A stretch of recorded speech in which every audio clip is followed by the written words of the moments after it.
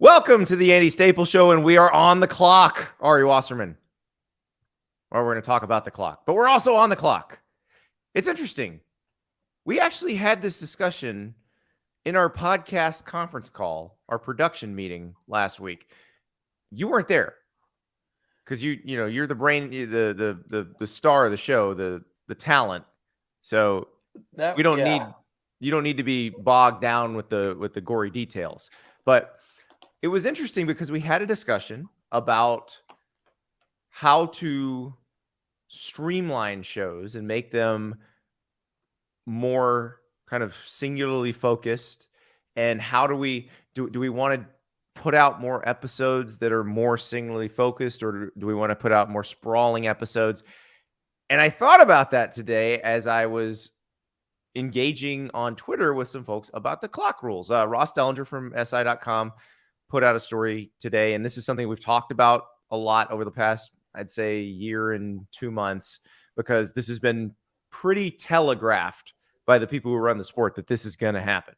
But Ross said in the next few weeks, there will be votes on potential clock rule changes in college football that could make it look more like the NFL. Like there's stuff that's definitely going to pass, and that's like you can't do 2 consecutive timeouts to ice the kicker, and you're not going to have an untimed down at the end of the first quarter or the second quarter, or I said at the end of the first quarter or the third quarter, because you can just roll those into the second and fourth quarters. But if there's a penalty on the final play, you mean? Right, exactly. At the end of the half and end of the game, you would have the untimed down, but you don't need to do that because you just start the next quarter and run the play. So those are going to pass. What is up for debate, and I think will ultimately pass, if not this year, then next, is after an incomplete pass, ball gets spotted, clock runs. And after first down, instead of stopping the clock to move the chains, clock runs, except in the final 2 minutes. So that sounds a lot more like the NFL. And I don't care how long games are. It's never bothered me one way or the other.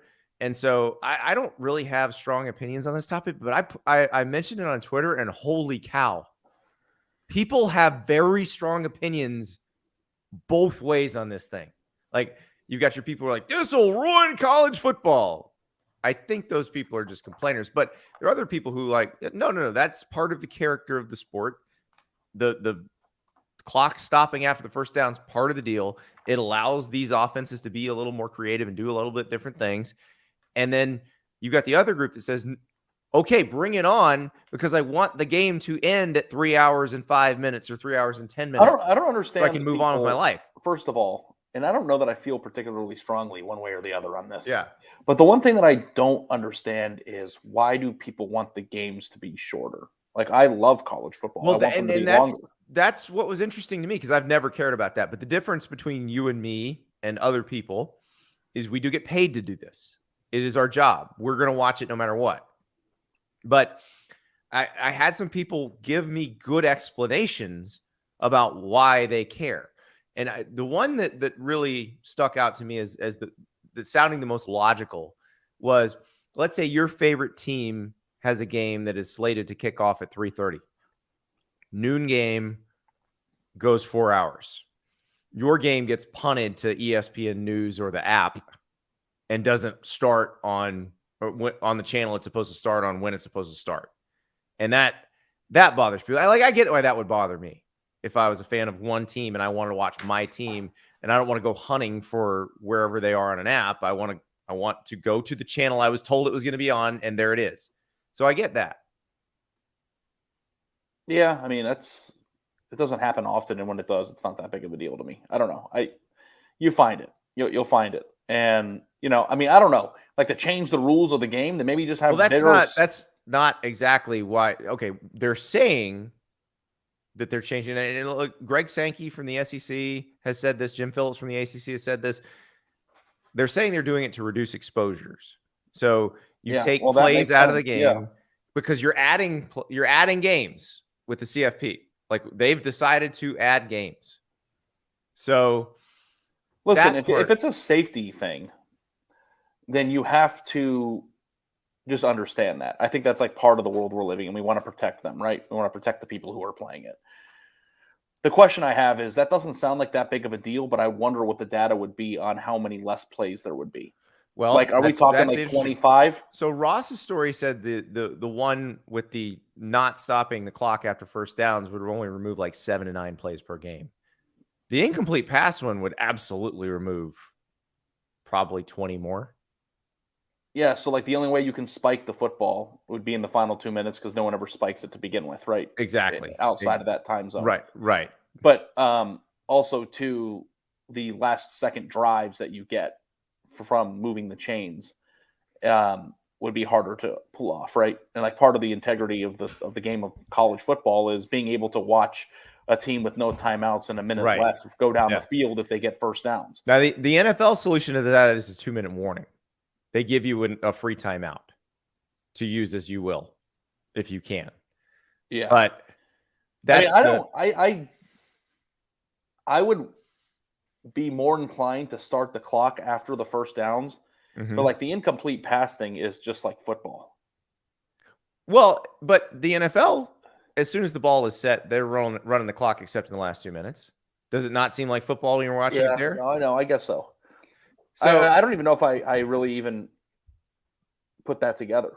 So here's the thing for me, and this is something that people were mentioning on Twitter that I had not really thought, because the cynic in me says they're doing this so they can make sure they have all the same commercials, but they're taking away some football.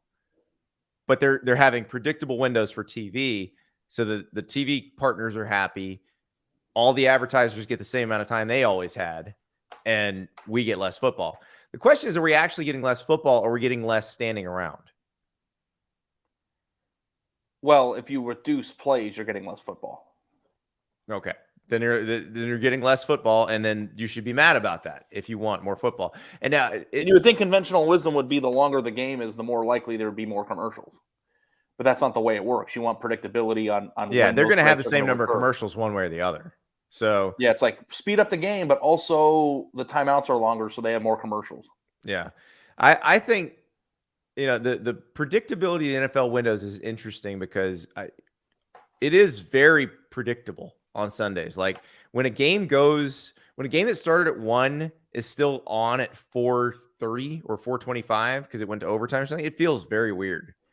But in college football, a game that started isn't there at noon, a larger gap between the morning games and the afternoon games in the NFL than the gaps that you have between the college games? No, there's a shorter I thought there was like a 45-minute gap between when most No. games end and when the new ones start. No, they start at 1, 1:15, 4, and 4:15.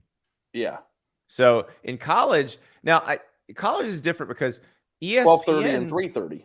12 and 3:30. Or 12 and 3:30, Yeah. right. ESPN does windows differently than Fox does windows. Like Fox has that big noon Saturday game. Their next window for the game is at 4. So they rarely miss that kickoff on Big Fox. Like they have a studio show booked in between.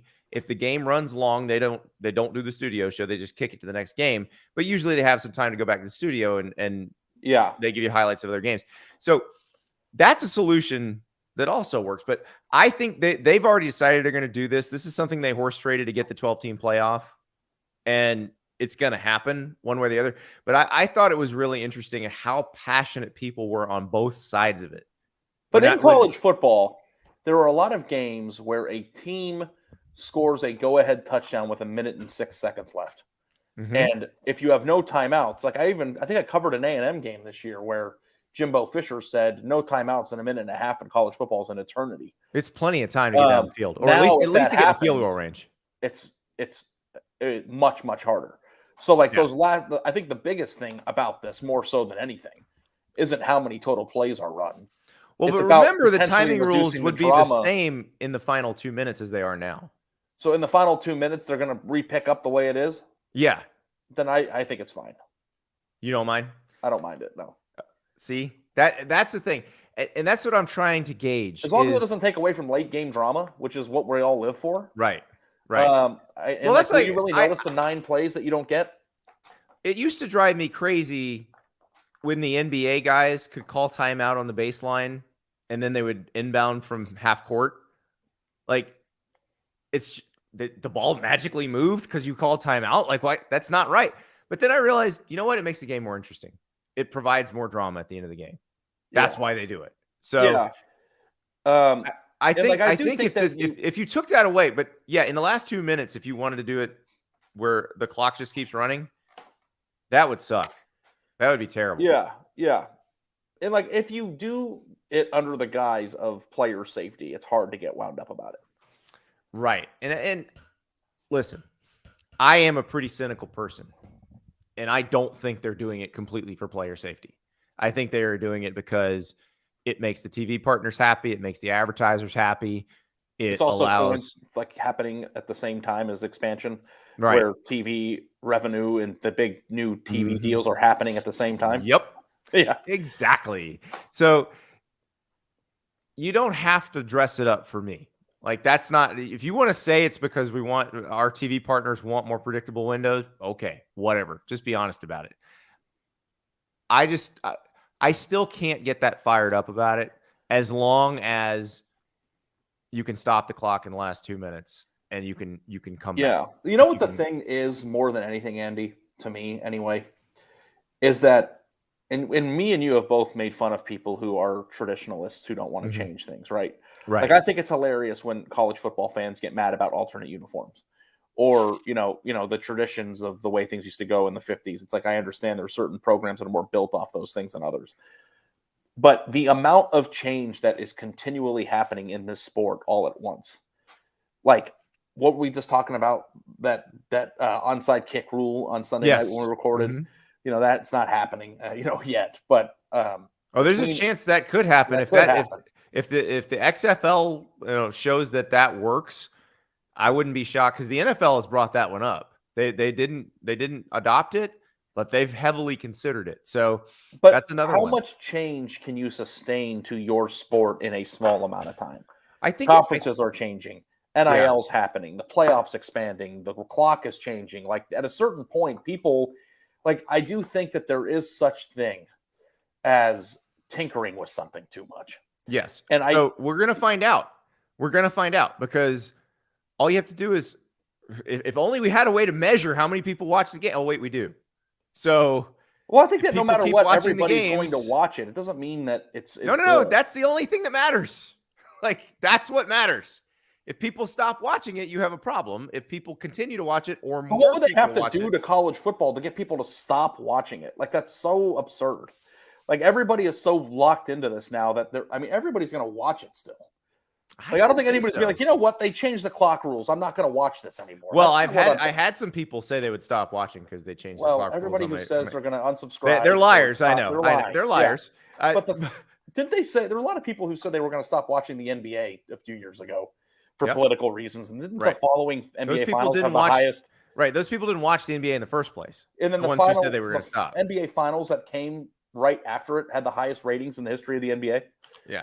My personal favorite is when I get the tweet from somebody who says, well, this is why I stopped watching college football. And I click on their timeline and it's all college football tweets that you couldn't possibly know any of this stuff if you didn't watch it. But you have to acknowledge the fact that we will still watch it, even if it's a slightly worse product. Like there Ari, is the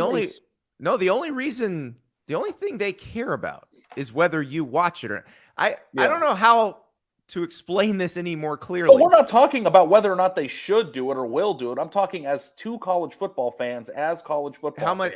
Yeah, how much change change can you possibly endure before it starts to annoy you? Well, here's the thing. If you're going to do these big changes, do them all at once. Don't do them in drips and drabs. Like it wouldn't shock me if they said this time around, we're not going to change those clock rules for 2023. But we're going to change them for 2024. Yeah. And then it's all at once. It's just rip the Band-Aid off. It's just like you come to love something and there is an inherent thought process that I have too at times. And we make fun of people who are like, don't change anything. I want it to be the same as it's always been. Like, I understand that that's also like being afraid of change is also bad. But I am getting to the point of change fatigue.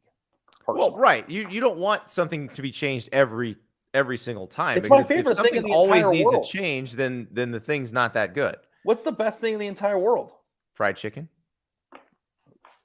If you removed college football or fried chicken from the globe, which one would you pick? I still want college football. I could always eat pizza. I don't think there's anything on earth outside of my family that I would remove from this earth before college football. Or I mean, after college football. Right. Wait, before? After college football. That's a personal choice. Sorry, I can't help you. I'm saying, like, I think that would be the thing that I would preserve before anything. I love it. It's my favorite thing in the entire world. Yeah. And the good thing is it's not going anywhere. It's still a very popular thing. And the people that are changing it, though, don't love it the way that we love it. They like getting rich more. Yeah, I'd go with that. I would like to get rich too. No, there's nothing wrong with that. But like, but I will push back a little bit because I used to be one of those people. It's like, well, why would you want it to be like the NFL? The NFL is terrible. Blah blah blah. As someone who's watched a lot more NFL over the last few years because I have a child who's very into the NFL. The NFL is a very popular product for a reason. And part of the charm of college football is its quirks. Its differences. And its quirks and differences remain because here's why you can't make college football exactly like the NFL. You'd have to make 95% of the players a whole lot better. And you can't. So that's not going to happen. More evenly talented in the NFL. Yeah. I don't know like if you could ever do anything to college football to remove the grab ass, but I do think the grab ass is the best part of the sport. I know. I just like at a certain point I get queasy of like just quit tinkering with it. So like I have this investment portfolio that I've been working on for the past 10 years. And I was like looking and talking to my buddy about it the other day. And like, I'm feeling pretty good about where I'm at and whatever. But like, I tend to sell the crap at the bottom and like reorganize it a lot. Mm-hmm. And I was talking to my friend and I said, so what do you think of the balances that I have here? Or like what I've invested in? And he goes, you know what? I think you're doing an awesome job. You're, in high quality index funds or whatever. But he goes, you know what you need to stop doing? You need to stop tinkering with it because all the tinkering that you're doing is going to ruin your gains for the long term. And like I thought to myself, like that kind of made me feel a little bit college football-y, like quit effing with it and just let it be perfect already. Like it's enough because the changes that we've already made, like the clock change in comparison to NIL is nothing. The clock rules have changed before. The clock rules changed in 2006. Everybody hated those changes, and so they changed it back. But then they went back in 2008 and created the 40-second play clock, 25-second clock. And you know what that did? Changed the sport in ways no one had any clue would happen. Yeah. The Chip Kelly blur offense happened because of the clock rule change. Like it fundamentally changed the way people play offense in college football, which fundamentally changed the way people play defense in college football. So this has all happened before. And if people hate it enough, they'll change it back. Like that's the changes they made in 08, people actually didn't hate. They're like, ooh, this added a kind of cool element that we weren't expecting to the game. The changes in 06, they were like, this sucks. Please change it back. And they did. Yeah. Yeah. And like I was just going to say though, before that, Andy, like the biggest possible change we could have made to the sport has already happened. Like the compensation packages that are available now is the biggest fundamental shift in the sport that you could possibly create. Yep. So like this seems rather insignificant in the grand scheme of the health of the sport, but I just feel like every 2 months we're talking about something else one more thing. And I'm just getting fatigued by it. Maybe they should kind of have a moratorium. Like say do all your changes for 2024. And then just say 5-year period to let it run. Yeah. For the next, and conveniently enough, 5 years is about right because that's when the next TV deals have to get negotiated in like 2029. So it would be funny too if like it was like every time there's new open negotiations for television contracts, we start fiddling with it. Yeah. Yeah. Conveniently enough. But that might be the way to do it. Just have whether it's a gentleman's agreement to have a moratorium or just a moratorium, like an alliance, 5 years, I think is the word I would use. No, I would never use that word. Never again will we use that word in college football. But yeah, let's have a 5-year moratorium and let's just do it like that because I think you're right. I do think people are getting a little unnerved by, all right, now we're going to change this. Now we're going to change this. Now we're going to change this. Now we're going to change this. So do all your big changes in 2024. Like, again, vote on it this year and be like, oh, we couldn't come to an agreement. And the next year, magically, you come to an agreement. And so basically the new sport happens in 2024. and then don't change anything again until conference realignment happens again in 2029. It reminds me of The Bachelor. I love The Please, Bachelor. Ari. Actually, you know what, Ari? When we come back, Ari's going to tell us how college football reminds him of The Bachelor. We'll be right back. A lot of those. So spent some time with some new friends this weekend. The usual crowd I like, but sometimes I like to branch out. So I met up with Logan Aldridge, with Robin Arzone, with Hannah Frankson. These people, have I met them in person? No. But I know them now because they're Peloton trainers, and they put me through some great workouts this weekend. And that's the thing. It's like meeting new friends when you find somebody like Hannah Frankson, who that accent, it's a British accent, and I'm telling you, it makes you want to run faster. I don't know why. It just does. Logan Aldridge puts you at ease, gets you moving. That's probably the best part of Peloton. It's not the equipment itself. It's not the ease of use in the app. All that stuff's great too, but it's the people. Peloton is not just a bike. It's workouts across the spectrum with people who are going to push you, who understand that everybody needs to work out a little bit differently. And that's the best part. I did my usual hard intervals run with Marcel Dinkins, but then went to Logan Aldridge and ran around and listened to pop music. Sometimes you got to do that. Sometimes it has to be what you need when you need it. And that's what Peloton is. Peloton offers thousands of on-demand classes available 24/7. It means you can work out whenever and wherever it's convenient to you. And you don't have to be a super athlete to like Peloton, because there are classes for every level. Whether you exercise daily or you're new to working out, Peloton can help you achieve whatever your fitness goals are. So try Peloton risk-free with a 30-day home trial. It's for new members only. It's not available in remote locations. See additional terms at onepeloton.com/home-trial. That's onepeloton.com/home-trial. Make some new friends.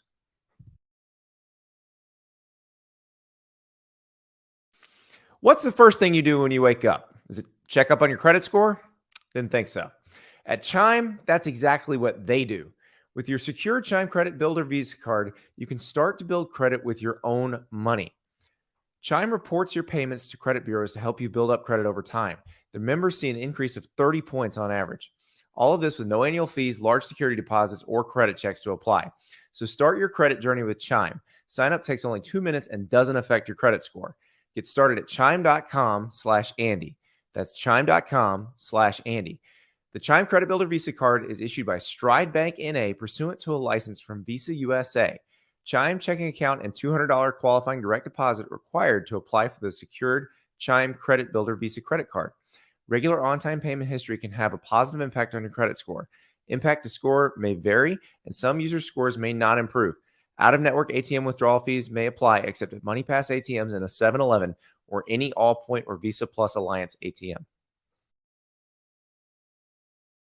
All right, before you get to The Bachelor, our guy Auburn Elvis at the point, we need a 5-year Leaders and Legends period to see how everything shakes out. I'm with you, Auburn Elvis. That is that's and you know I'm usually not that opposed to change if you can give me a good rationale behind it, but I understand where everybody's coming from. Like 2024, make your changes, and then let's let it lie for a little bit. All right, Ari. But I do. How is it like the Bachelor? Oh, yeah. Please explain. On season 25. Yes. And they keep trying to change stuff to make it better, watchable, but it's becoming more unwatchable.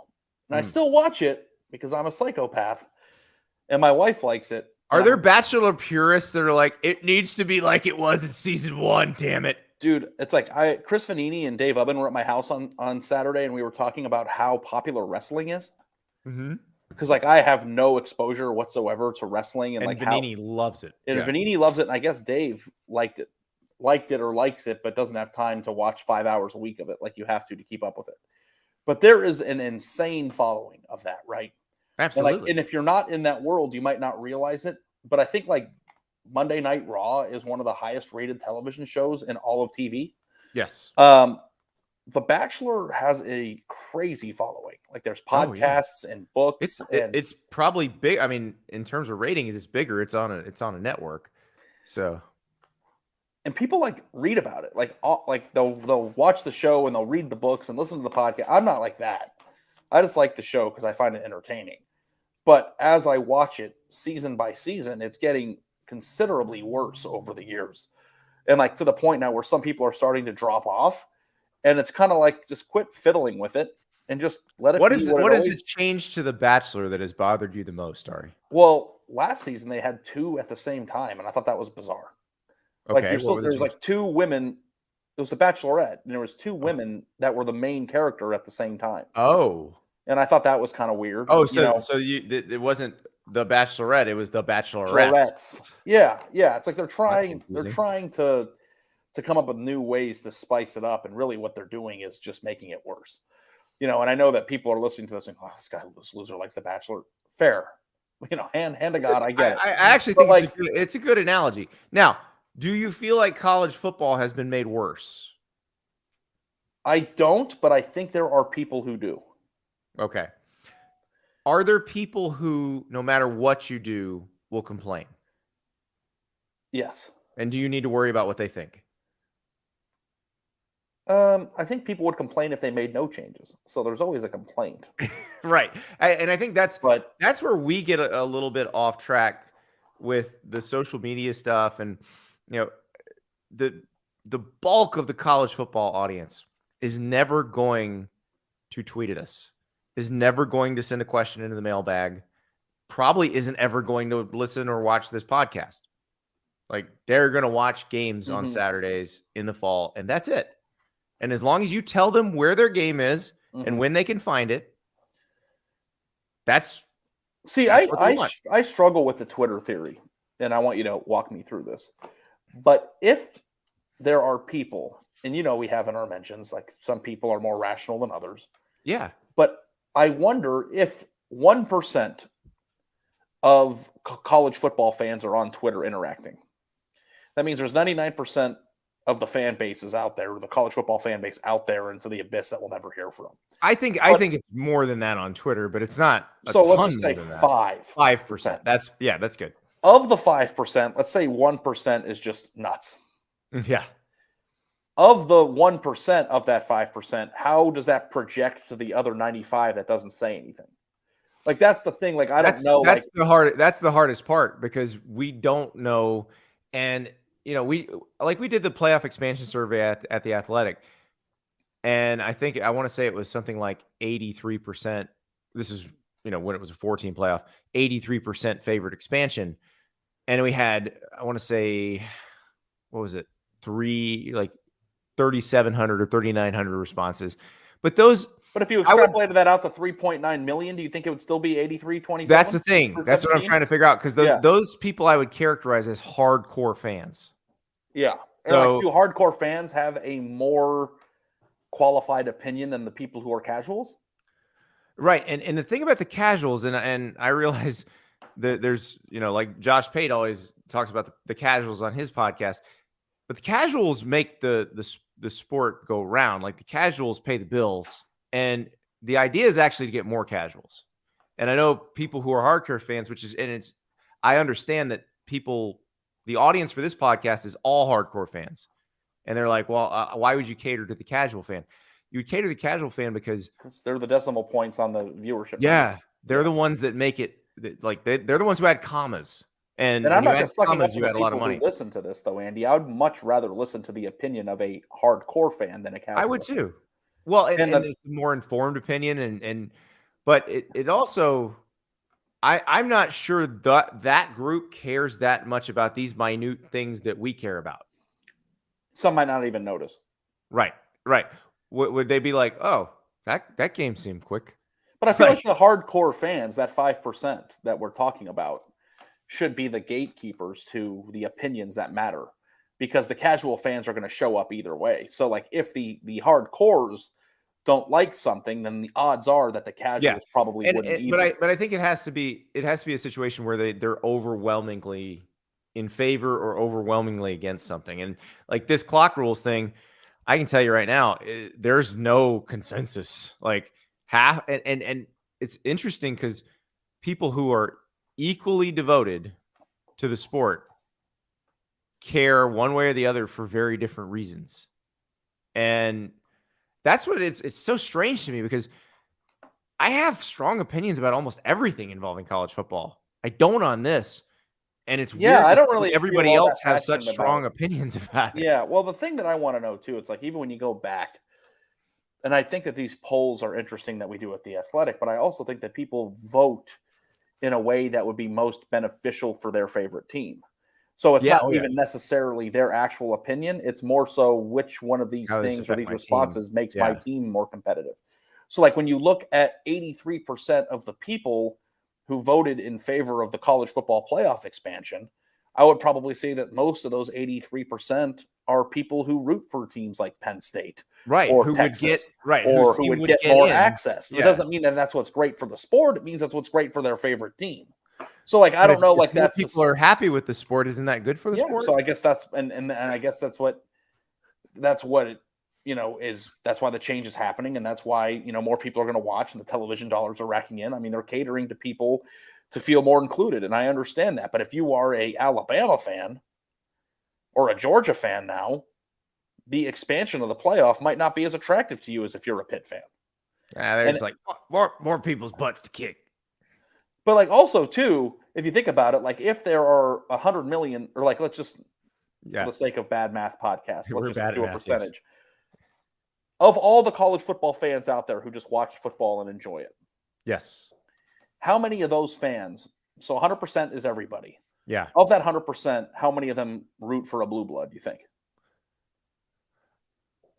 Are we defining blue blood as like a perennial top 25 type team, or how are we defining? How about I change the name to blue blood to current dominate program? Let's just say Clemson, Ohio State, Alabama, Georgia, and what percentage of yeah, it's like is it like that's probably 5%? I think 5%. Okay, I think 5 to 10% probably. Now, look, if you stretch it out a little further and you've got Michigan in there and you've got Texas in there and programs like that, then we're getting into like 35, 40%. But you do have a lot of teams that have major size numbers. Yes. Major numbers of fans Yeah. that would stand to benefit greatly from the expansion of the playoffs. Penn State, you You mentioned. Penn State has a massive fan base. Yeah. And there's a lot of people in that fan base that want James Franklin and their team to get in as the 8th seed. Rather than being, because I think that Penn State would be the program that would have made the playoff the most if it were expanded since 14, right? Yes. Penn State, Wisconsin, and Florida, I think, are the ones that would have benefited the most. And all those teams aren't making the playoff now. Yeah. But they have huge fan bases. Exactly. So, but I guess like in the wilderness says it would be a much smaller percentage. If you took the 5 biggest fan bases in college football, is that 5%? No, 5 biggest fan bases in college football is larger than 5%. Yeah, like Ohio State's fan base is probably more than 1% of all of the fans. Correct. But so I think it probably equates to somewhere around 17%, which is the results of that poll. Yeah. Yeah, funny how that works. And it's just like, yeah. So, and it's like, I know that you're a big expand the playoff guy, but it's like, it just depends on the way you view it. Like, sure. All politics are local. There's a reason that's a saying. And like, people always think that like people know that like I'm against the playoff or that I'm a homer to the blue bloods or the 5-star programs, but maybe that's the way I view it. And maybe that's wrong. Like I always view it as the teams that recruit the best or the teams that are built like Georgia are the teams that deserve to win the national championship, which is why I don't care for it. Right. But whereas there are other people like, well, we'd like to recruit like Georgia, but we don't. So yeah, how about a way to make us have some fun? So yeah. And I don't hate the other way. I think it's going to be wildly entertaining and I can't wait to discuss it with you on this podcast. But I think the way that you view college football is based on the team that you root for and the way that you view the rules. Like if you have a very rich fan base that wants to make it rain, you probably love NIL. If you have a fan base that doesn't have any money, you probably hate it. Like that's the way it is. So the thing that is interesting about the clock rule, Andy, is that it affects everybody the same, and it's really not that big of a deal, but yet you are so passionate about it one way or the other. And I think the part of the reason why I'm not passionate about it is I don't really think it matters all that much. At the end of the day, I don't really either. Like if the game takes 3 hours and 10 minutes instead of 3 hours and 21 minutes, it's not going to affect me very much, especially as long as you can still come back at the end. Like as long as you still leave that. Yeah, that was my number one fear. My fear was if you remove the late, like What was that game we were watching? The UCLA game this past year. Oh, well, the UCLA Fresno State game from a couple of years ago was unreal. Yeah, there was a There were like there was a 3 drives UCLA at the end of that. Arizona this year. Yeah. Where UCLA scored with Arizona scored with like 45 seconds left, and then UCLA drove all the way down the field. And they didn't win, but like if the clock was running, that wouldn't have happened, and that would have stunk. Yeah.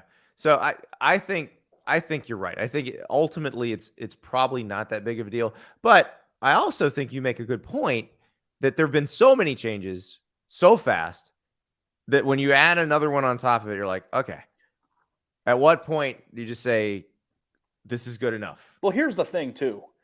It is inherently uncomfortable if you love something to not know what it's going to look like 3 years from now. Like that to me is scary because NIL is just starting, and we've had our share of NIL discussions and stories that we've gone through. But when realignment settles and the teams move, and when NIL normalizes, whether that means the numbers get crazier or more rational, we don't really know what the sport will look like in 2027. And when you love something as much as we love the sport, that's not a great feeling. You want to know that it's going to be okay. You want to know that it's going to be what you love. And it's kind of like, well, let's reassess this in 5 years. It's like, well, what is it going to look like in 5 years? What if it stinks in 5 years? What if it's way worse than it is now in 5 years? We don't. Well, it probably won't be. If we learn anything from the bad clock rules in 06, and if it really stinks, they will dial it back. They'll roll it back. So. Yeah, but like you can't roll back NIL. No, that's not. There's nothing that people. This is at Walmart. There's no rollback plan on that one. No, that is a very different animal. But yeah, it's gonna be interesting. But I like our 5-year moratorium. Like, make your changes in 2024, and then when conference realignment starts again, when the new TV contracts are up, then by all means we'll talk about some other changes. But let's let it sit for a while. I'm seeing a lot in the comments here, and we have to address. Everyone's like, why don't they just cut some of the commercials? It's like, that's the reason. Like, that's the last. Like, they will ruin they will end the sport before that happens. Yeah. Their job is to make more money, not less. Like, I don't know.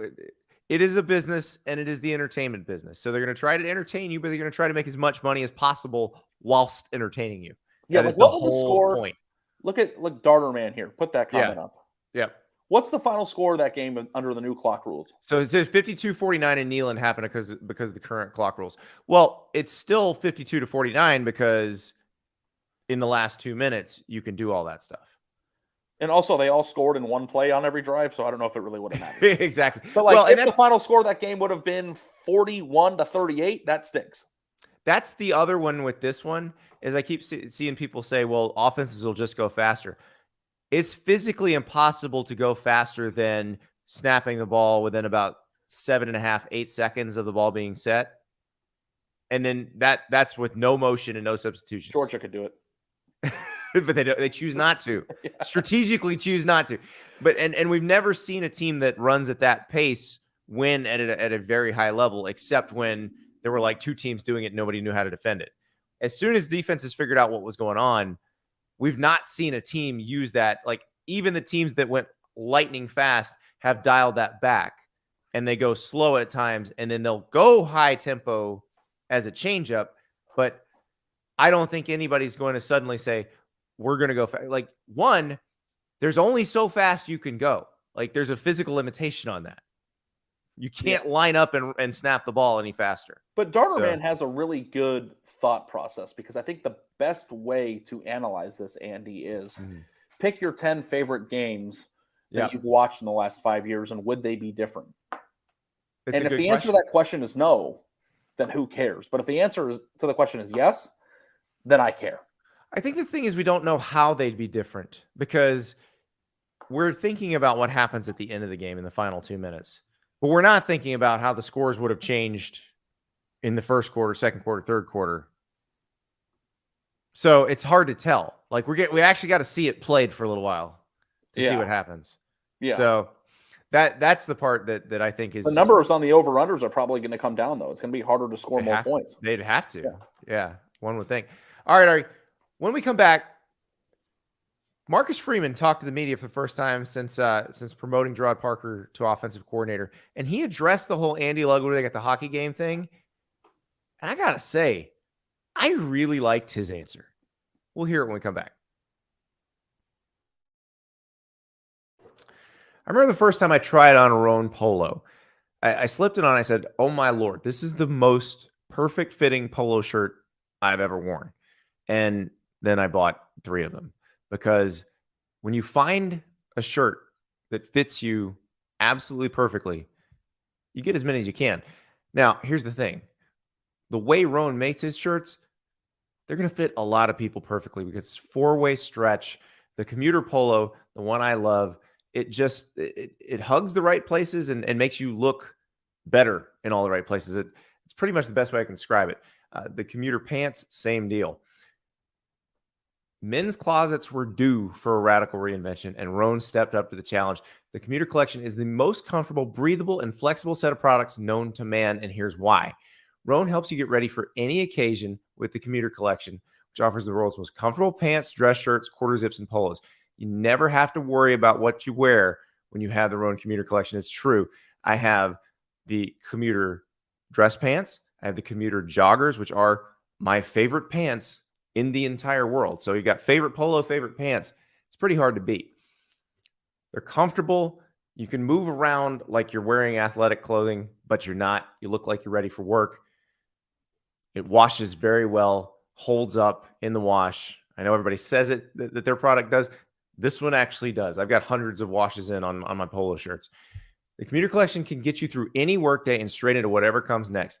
Head to Rhone.com/Andy23 and use the promo code Andy23 to save 20% off your entire order. That's 20% off your entire order when you head to RHONE.com/Andy23 and use the code Andy23. It's time to find your corner office comfort. All right, Ari, we talked a lot about Notre Dame and its offensive coordinator search, and did they mess up by bringing Andy Ludwig to the hockey game and showing, hey, this is who we think we're going to hire, and then they don't end up hiring him because of issues with the buyout and or depending on who you listen to, that he changed his mind. I again think it was a failure of process more than anything else. If you don't have that deal done, you don't parade him around. But Marcus Freeman got asked about that at a press conference on Monday, and I like his answer, even though it goes against everything I've been saying. Just the way he said it and the confidence, I'm okay with all of this. Here we go. And then maybe the experience of that hockey outing, which everyone talked about, and maybe got their hopes up in the fan base that something was happening right there. As it turned out, the guy was at the hockey game. Yeah. But what did Jared show you maybe from that experience? Let's hit that hockey point real quick. Yeah, right? So it could be uncomfortable. We brought guys in that we want, correct? So we bring our top recruits into this place. And guess what we did with them on Junior Day? We took them to the hockey game because Coach Jackson does an excellent job, and that's a great environment. So we're not hiding the point of that. We brought a guy in that we wanted, so we took him to the hockey game, and he ended up not coming here. That's okay. I don't want to hide because I'm worried about, well, somebody might think that this guy turned us down, or this guy said, no, he made a decision that's best for him. But I don't want to hide the fact of what makes Notre Dame great. Right? If we're going to bring our top recruits to the hockey game, then why not bring an offensive coordinator candidate to the hockey game? Because why? If we don't get them, people are going to say, well, you tried and you lost. That's life. You know, he decided to make a decision that was best for him. I wouldn't change that if I had to. We want to put our best foot forward. We're not trying to hide and say, hey, let's interview guys and we don't want anybody to know. Because somebody might say you didn't get the guy you're going after. That's okay. That's life, you know, and we won't hide that. We won't, in the future, if we are interviewing somebody else, guess what? We're going to put our best foot forward and try to show them everything that's great about this place. Why hide? Well, that's not what we want to do. Now, do I think they're going to show off the people they're interviewing at various sporting events in the future? No, I do not. But that's a hell of a spin zone by Marcus Freeman. Two comments. All right. Okay, one comment, one question.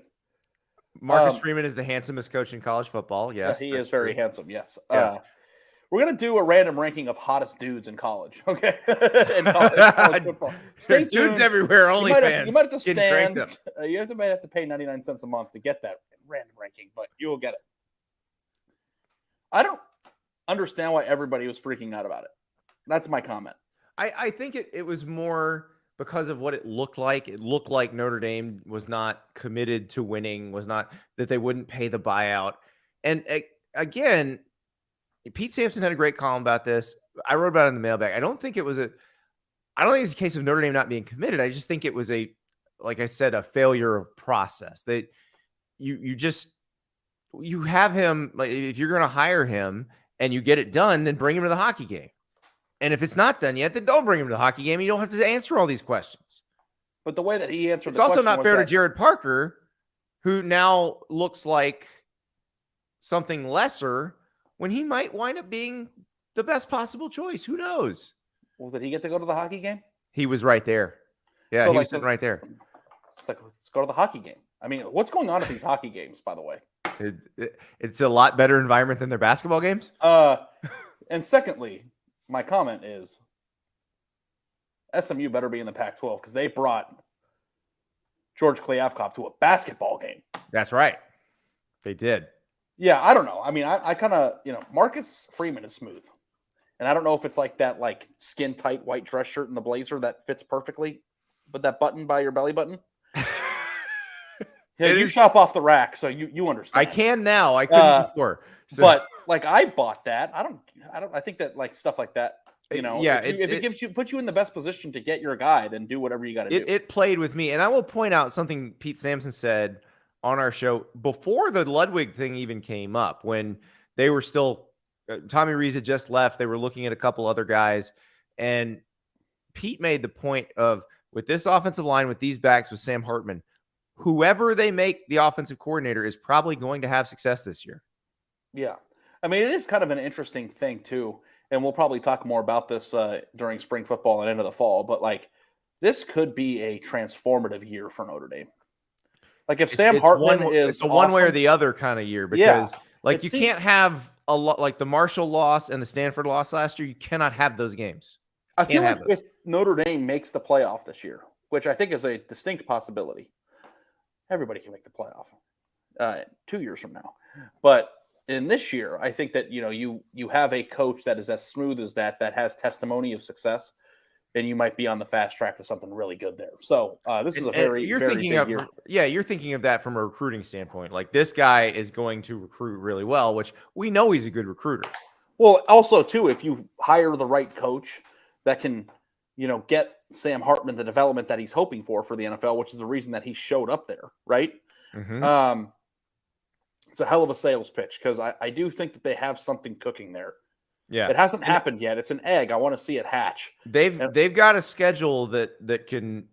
I mean, if they go 11-1 against this schedule, I mean, if they're 12-0, they're in the playoff. But this is a schedule that if they go 11-1, they could still there's a good chance they're in, because they're playing. They've got NC State, which could be pretty good. Obviously, Ohio State will be very good. USC, we know, is going to be good. Clemson, by this point, could be back to the Clemson as usual at that point. So absolutely, this is going to be a good test for Marcus Freeman and what the future will look like. Notre Dame and Marcus Freeman right now are an egg, and this season is the heat lamp, and the heat lamp has to be at the right temperature this year. And if it hatches, it could be a really pretty chicken. I'm clipping that for the promo. Is that good? I mean, is that a good analogy? Or no? You're right. You're right. If it all goes well this year, it sets up for, because the 12-team playoff is almost designed for Notre Dame. Like, if you're Notre Dame and you go 10-2, you're in that playoff. Yeah, and everybody thinks that Notre Dame has to be undefeated to get into the playoff, and I understand that they've gotten in once this year or this era with loss, but that was the year they were in the ACC. Yep. I don't think that that's true. I think if Notre Dame were a one-loss team last year, they would have gotten in. Yeah, and I just think if the teams on their schedule this year are kind of what we think they're going to be, and if somebody like, let's say, Pitt or Louisville winds up being pretty good, like this will be viewed as a very tough schedule. Yeah. Is Ohio State the opener at home this year? No. Tennessee State, they played Navy in Dublin. The home opener is Tennessee State. September 23rd is that game. Yeah. I don't think I'm not going to go out and pick it right now, but I don't think it would be that absurd to think that Notre Dame might be in a position to win that game. Yeah. Well, go back to our podcast on Monday morning. What's the situation at quarterback going to be at Ohio State? We don't know yet. The offense is probably going to be good anyway. But yeah, we won't know. We won't know what they're going to look like yet. So and Notre Dame will have been tested because they'll have already played Navy and NC State at that point. So we'll have a pretty good idea what Notre Dame is by then. So this will be very good. But Tom F97 in the chat, 12-team playoff was literally designed by Notre Dame. That is correct. Jack Swarbrick was one of the 4 people helping design it. So it was literally designed. Yeah. Yes. Penn State, Notre by Dame, and for. Yes. Penn State, Wisconsin, and Notre Dame are like lit right now. No, it's such a situation. I can't wait. You and I were going over our Big Ten spring tour potential destinations, and I believe Wisconsin and Penn State came up as potential visit spots. Bookends. Yeah. So I do want to do the Mayor of Easttown drive. Oh, like if we could go from Penn State and fly out of Philly. Can we have Audrey Snyder narrate it? Yeah. I'll bring a vape pen. Were you on the show where I asked her to say Wawa coffee? I wasn't, but it sounded pretty good, didn't it? It was perfect. She sounded like everybody in that show. I will say when I watched Mayor of Easttown, I became very nostalgic for Penn State road games that I used to cover. I like that area of the country. Oh, it's beautiful. It's absolutely beautiful. It's a great environment. Central Eastern Pennsylvania is insanely pretty. Yeah. Yeah. No, it's like driving in there is gorgeous. Yeah. So I'm all for that. Can't wait. When it's snowing. Yes, that seems a little treacherous. But yeah, we're going to be doing it at a warmer time of the year. So One time I was driving with Doug LeMaurice from Columbus to State College for a basketball game in February. And there was an accident in front of us and we were at a standstill. Legitimately, the car didn't move for like 4 hours. And I had to, go to the bathroom on the side of the road in front of everybody. Oh, I'm sure that was. It was like there's a lot of pressure on you, wasn't it? Yeah, I locked up. It's called gun shy. Yeah, that used to be much more acceptable. Like I remember when I was a kid, my parents would pull over and be like, "Just go." Yeah, and I'd go waddle off over on the side of the road and do my business. And I would never do it under regular circumstances, but. What do you got to do? What you got to do? You have to do, and I'm just happy it was number one because, I don't know, what people in that situation would have done. I leave that image with all of you. I just want, what this podcast is about opening up to your friends. That's exactly right. And I just want you to hear about my life story. I'm just glad you told this story today and not tomorrow, because tomorrow we're going to be recording with South Carolina coach Shane Beamer. We have lots of questions. He signed a very big recruiting class. He's got Spencer Rattler back for another year. The Gamecocks, I would say, have overachieved during Beamer's tenure, but now come the expectations. So it's going to be a fun interview. I can't wait to talk to him about that stuff. And we may have a would you rather or two for Coach Beamer. So we'll see what happens. But thank you so much. We'll talk to you again soon.